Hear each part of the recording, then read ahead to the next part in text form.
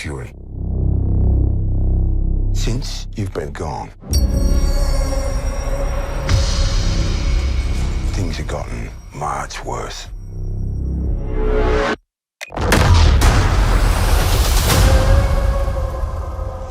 How you think I came back? Lucas Manfredi with TheWrap. Hello, Lucas. Hi, how's it going? Good. How are you?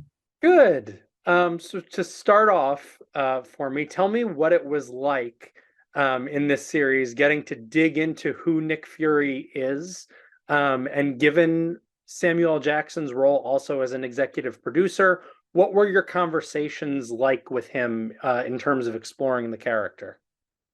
Well, I think Sam Jackson knows Nick Fury better than anybody on Earth could possibly know Nick Fury, and yet he doesn't know this Nick Fury because it's a new path for him to take. He's gone from badass who's always 3 steps ahead to kind of disoriented guy who disappeared in the blip and came back on his back foot. And so, the conversations are ultimately with a good collaborator like Sam, the conversations are always what's best for the story.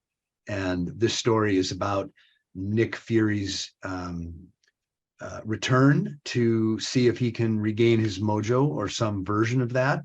And, Sam makes great choices to help the story find its way. And in terms of when you were planning everything out, were there any, guardrails that were kind of preventing you from exploring specific areas, or was it very open in terms of the confines of the MCU?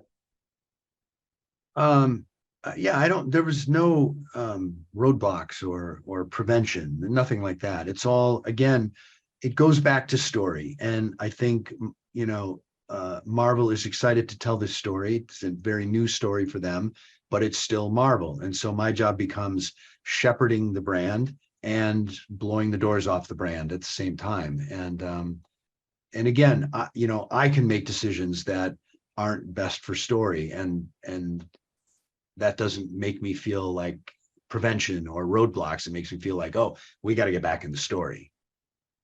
And without sort of getting into spoilers, were there any particular challenges that you experienced while you were on set in terms of making the show? I mean, I know with episode 1, obviously, it everything is very high stakes, and there was that big crowd scene towards the end of it. So, was there anything specific that was maybe challenging?